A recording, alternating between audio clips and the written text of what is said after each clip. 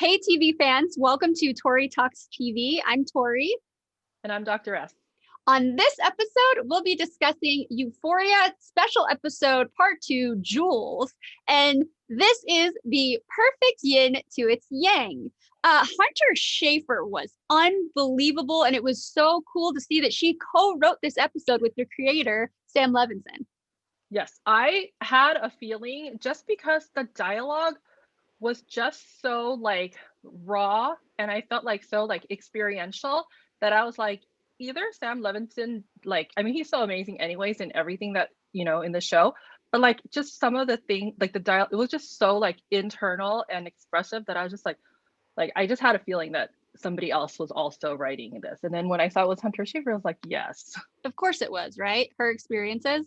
Mhm. Real life experience, I'm sure, put a little bit into that. Mhm. The artistry of this show is just always evolving, especially as evidenced by that close-up of the tear-filled eye. Oh my It was gosh. just going through the memories, replaying it of season 1. And then even the song by Lorde called Liability. I had chills all over my body the whole time. I felt like I wanted to go back and watch it over and over and over again just to see every image again. It was just so beautiful. I agree. And it was going on for so long that I was like, okay, I'm uncomfortable, stop. But then I'm like, no, they want you to be in it, in your face, what she went through. Yes. Because this episode is so revealing of what Jules went through season 1. We didn't really know all of this stuff, right? No, not at all. So yeah, she's obviously in therapy. This is after she had just run away. And I was really surprised to hear her say that she wants to go offer hormone therapy to her therapist. Yes, I was as well.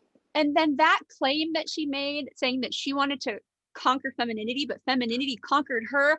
Oh, I felt that.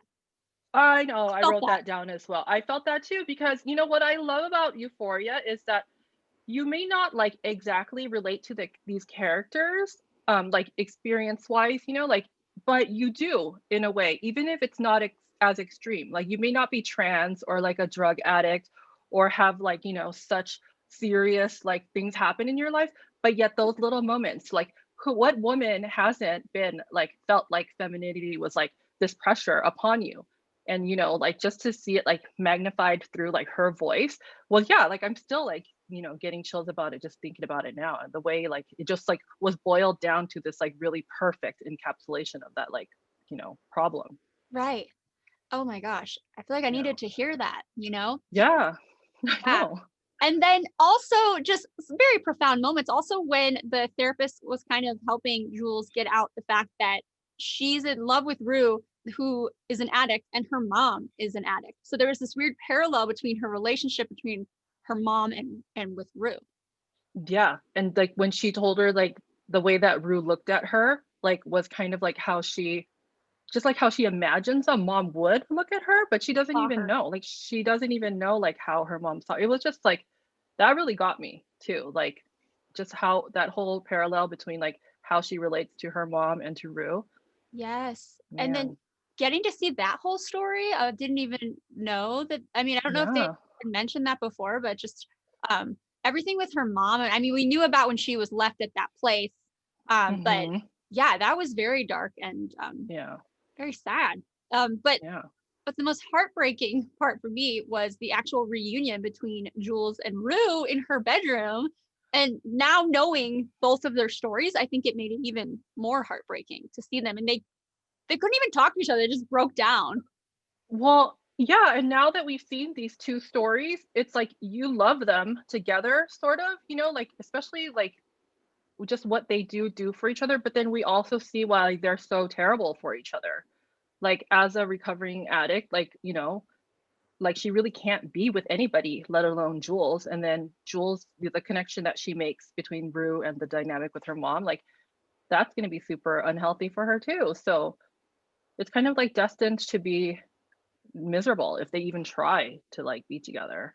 Yes, this made me question my whole I'm all for Jules and Rue in this relationship. I don't know if they're good for each other, if it's even healthy for each other. I don't like that because I don't want that to be where this is going, but probably what they need.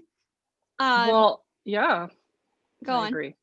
Oh, okay. Well, and like the stuff that made me like my stomach turn though was all the stuff with like Shy Guy.